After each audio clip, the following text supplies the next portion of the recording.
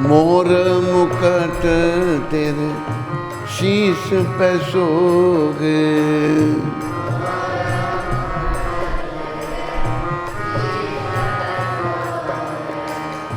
प्यारी बंसी मेरो मन मोगे।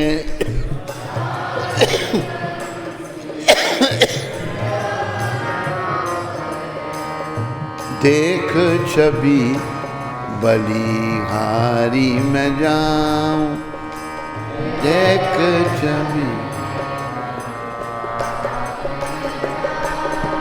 हे गिरधर तेरी आरती गाऊं।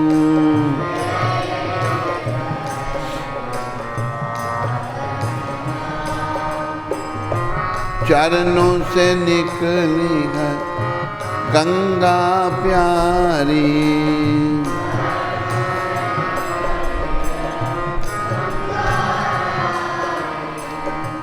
जिसने तारी दुनिया सारी।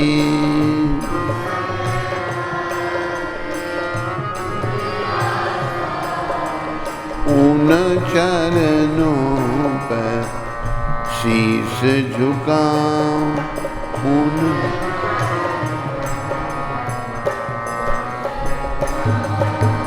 हे गिरधर तेरी आरती गाऊं।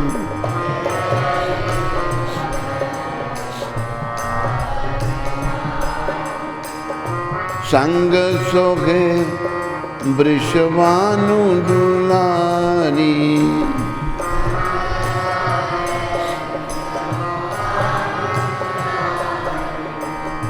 ललिता विशाखा सखियां प्यारी।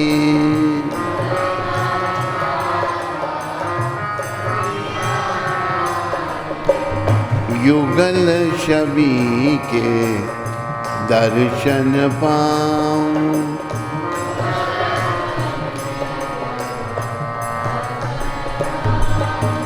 हे गिरधर तेरी आरती गाऊं।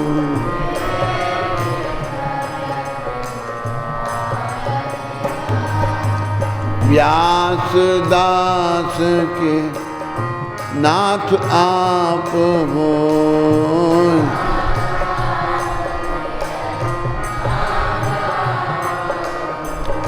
सुख दुख प्यारे साथ आप हो।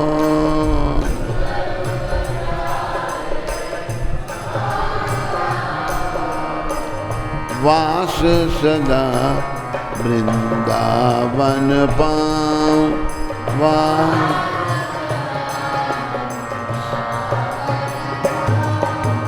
हे गिरधर तेरी आरती गाऊं।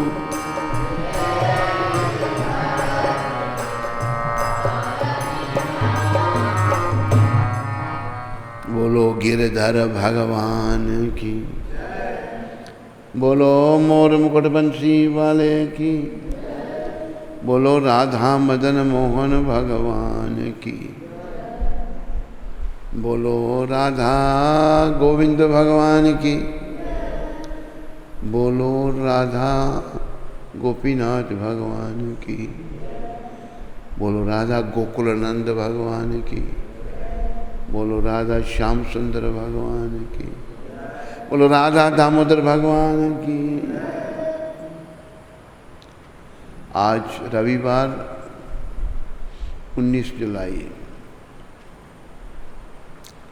सबका मंगल आरती में स्वागत और धन्यवाद।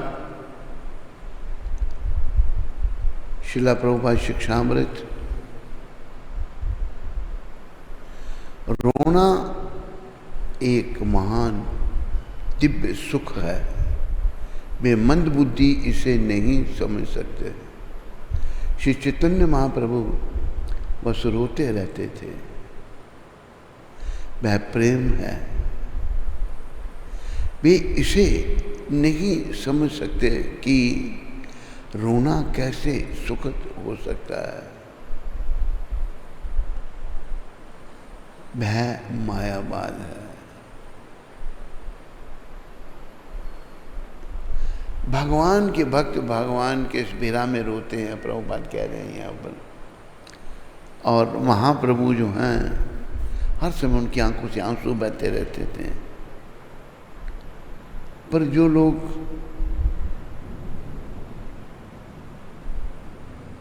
मूर्ख लोग हैं, मंदबुद्धि लोग हैं, अकल कम है, इसे नहीं समझ सकते। इसको समझने के लिए बुद्धिमान व्यक्ति होना चाहिए। और बुद्धि कहाँ से आएगी? जे कृष्ण भजे से ही बड़ा चतुर। जो कृष्ण का भजन करता है वही बुद्धिमान है, वही चतुर है। तो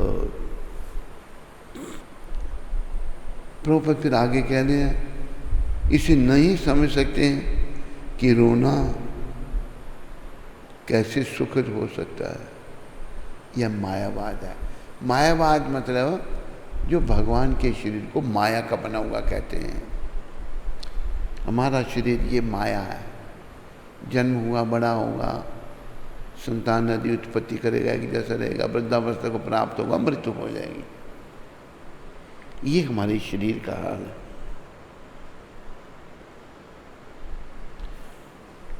मायावादी भगवान के शरीर को भी ऐसा समझते हैं, इसलिए उनको मायावादी कहा है।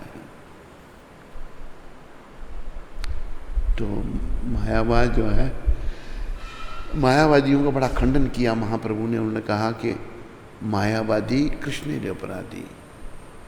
मायावादी जो है वो कृष्ण के चरण में बड़ा अपराध करते हैं। कृष्ण भगवान को वो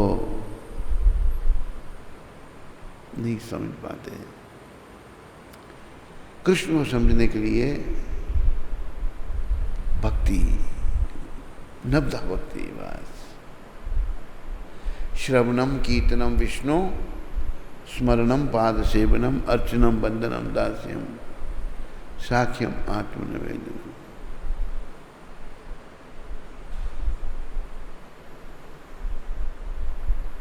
तो ये भगवान नर्दावक्ति स्वयं शिक्षा दे रहे हैं। हम भक्ति करें बस। 9 भक्तियां अगर ना हो, 9 में से एक भी कर लें तो जीवन सफल है। यही प्रभुपाद जी ने बताया है। बोलो भक्ति माता की। वृंदावन में 19 जुलाई 1977 में कहा प्रभुपाद जी ने। आखिरी साल था प्रभुपाद जी का पृथ्वी पर। अगस्त, सितंबर, अक्टूबर, नवंबर, 4 महीने के बाद धाम को चले गए। 19 जुलाई को ये कहा प्रभुपाद जी। बोलो श्रील प्रभुपाद की। कोई प्रश्न किसी को है? कोई प्रश्न है? अच्छा, आज कोई नहीं?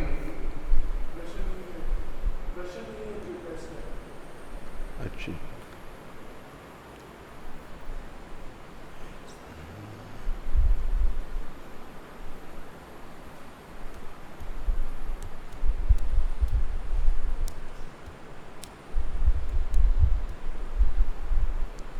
पद्मावती माता सूरत से। हरे कृष्ण। मेरे प्यारे गुरुदेव के चरणों में कोटि कोटि दंडवत प्रणाम। गुरुजी, आपकी कृपा की महिमा अनंत है। मेरे गुरुजी, आप जैसे सच्चे संत के दर्शन मात्र से जीवन सार्थक हो जाता है। गुरुजी, जिन्होंने आपकी सेवा अनजाने में भी की है, उनका जीवन बदल गया। गुरुजी, आपके वचन एक एक सच हो गए। गुरुजी, जो जगह प्रचार के लिए उचित थी वो आपको पसंद थी, पर हमारे लिए ये बहुत बड़ी चुनौती थी उस जगह को लेना। पर गुरुजी, नवंबर 2019 से लेकर कल दोपहर तक जो चुनौतियों का सामना करना पड़ा, वो अगर हम दुनिया की नज़र से देखें तो हमारे लिए बहुत कठिन था और अभी भी है। पर हम अपने प्यारे गुरुदेव जो सच्चे संत हैं, उनकी दृष्टि से देखें तो वो बहुत आसान है। मेरे गुरुदेव, आपके वचनों पर आश्रित, आपके चरणों पर आश्रित होकर वो जगह फाइनल कर दी है जहां हमारे प्यारे गुरुदेव की निष्काम भक्ति का प्रचार गुरुजी के निर्देशों के अनुसार किया जाने का प्रयास होगा। और ये निश्चित है मेरे गुरुदेव के वचन सार्थक होंगे कुछ परिस्थितियां ऐसी बनी कि वो जगह किसी ने खरीद ली थी, वो जगह हमारे हाथ से चली गई थी। मैंने आपसे बात की, तब आपने कहा कि प्रभुपाद जी से प्रार्थना करो, ये जगह भगवान और प्रभुपाद की कृपा से हमको ही मिलेगी। आपकी कृपा शक्ति से उनका सौदा कैंसिल हो गया और ये असंभव बात थी, पर आपकी कृपा से चमत्कार हो गया। ये चमत्कार कोई नहीं समझेगा, पर मुझे पता है कि इसके पीछे मेरे गुरुजी की कृपा है। मेरे गुरुजी बहुत प्रयास के बाद सौदा हुआ है। जो कंडीशन रखी गई है वो बहुत ही मुश्किल है, पर मेरे गुरुजी आपकी कृपा पर आश्रित ये कार्य निश्चित पूरा होगा। गुरुजी 3 दिन पहले ही मुझे सपन आया, जो शिला प्रभुपाद जी शॉल ओढ़ते थे, वो शॉल आपने कानों को ढककर पहनी हुई थी। मैं रो रही थी सपने में। तब आपने कहा, बेटी तुमको परमार्थ का कार्य करना है, अगर तुम रोओगी तो बीमार हो जाओगी, तुम क्यों चिंता करती हो? प्रभुपाद जी की को प्रार्थना करो, सब हो जाएगा। उनकी कृपा से असंभव कार्य संभव हो जाते हैं। तब मैंने कहा, गुरुजी पर कोई नहीं समझ रहा है इन बातों को। तब आपने कहा, तेरा गुरु तो समझ रहा है। बस सभी को बताना चाहती हूँ कि अगर हम गुरुजी की इच्छा को पूरा करने का प्रयास करते हैं तो ही भगवान हमसे प्रसन्न हो सकते हैं, अन्यथा नहीं। जो गुरुजी अपने प्रवचनों में कहते हैं वही करना है, यही जीवन की सार्थकता है। मेरे गुरुजी के वचन ही जीवन का सार हैं, बाकी सब बेकार हैं। जय हो गुरुदेव। हरे कृष्ण। और कोई प्रश्न नहीं? ये कल से था? अच्छा, आज पुणे से है आकाश। आकाश पुणे से। हरे कृष्ण। महाराज जी के चरणों में कोटि कोटि दंडवत प्रणाम। मैं आकाश पुणे महाराष्ट्र से गुरुकुल का विद्यार्थी रह चुका हूँ। आज मेरा जन्मदिन। महाराज यहाँ पर उधमपुर में ना? जी, गुरुकुल का। हाँ, आज मेरा जन्मदिन है और इस अवसर पर मैं चाहता हूँ महाराज जी की तरफ से मुझे रंच मात्र कृपा मिल जाए, आशीर्वाद मिल जाए, तो आपका बहुत आभार होगा। आकाश, तुम्हें आए तुम्हारे जन्मदिन के उपलक्ष्य में शुभकामनाएं कि तुम भक्ति वृद्धि करो, अच्छे भक्त बनो और जीवन को सफलता के पथ पर आगे ले जाओ। हरे कृष्ण। बस फोटो भेजा आपने?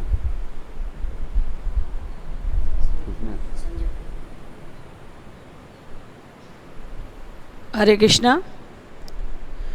तो जैसा कि आप सभी लोगों को अवगत है कि श्री कृष्ण जन्माष्टमी का महाउत्सव आने वाला है और उस पे जगह जगह से लोग अपनी सेवा भेज रहे हैं। तो जम्मू से निशी गुप्ता माता ने अपनी सेवा भेजी है और स्विट्ज़रलैंड से सत्यधर्म प्रभु जी ने भेजी है। तो इन सभी का और इनके परिवार का शिला प्रभुपाद आश्रम उधमपुर के सभी भक्तों की ओर से बहुत बहुत धन्यवाद।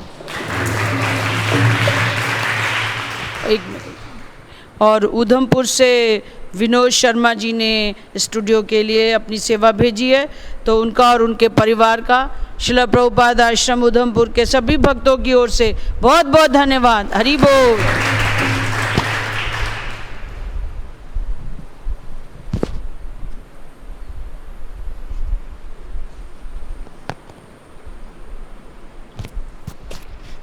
हरे कृष्णा। आज शाम को 5 बजे से 6 बजे महाराज जी का एक अंग्रेज़ी में प्रवचन रहेगा ऑनलाइन, और सभी लोग उसको देख सकते हैं फेसबुक पे, और जूम पे भी वो टेलीकास्ट होगा, और आपको सब मैं लिंक्स और सब कुछ शेयर कर दूंगा बाद में। हरे कृष्ण। धन्यवाद।